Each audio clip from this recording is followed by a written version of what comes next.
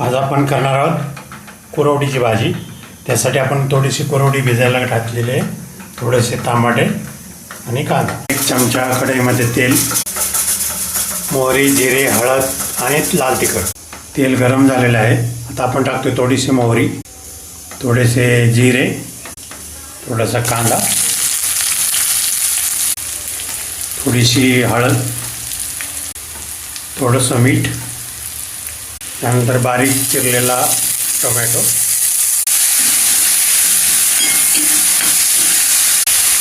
त्याच्यानंतर लाल तिखट 1 चमच।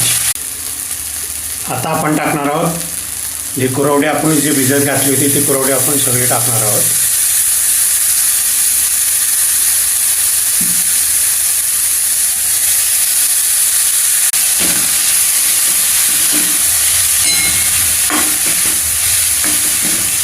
मित्रांनो, चॅनलला लाईक करा, सबस्क्राईब करा आणि रेसिपी आवडली तर कमेंट्स करा आणि शेअर पण करा। 2 मिनिटासाठी आपण याची वाफ काढून घेऊया।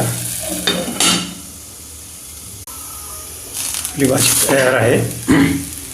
पाहिलात मित्रांनो, अगदी 3 मिनिटापेक्षाही कमी वेळात आपण ही कुरवडीची भाजी तयार केलेली आहे। मस्त अगदी टेक्स्चर आणि कलर आलेला आहे, चमचमीत। कृपया लाईक करा, शेअर करा। धन्यवाद।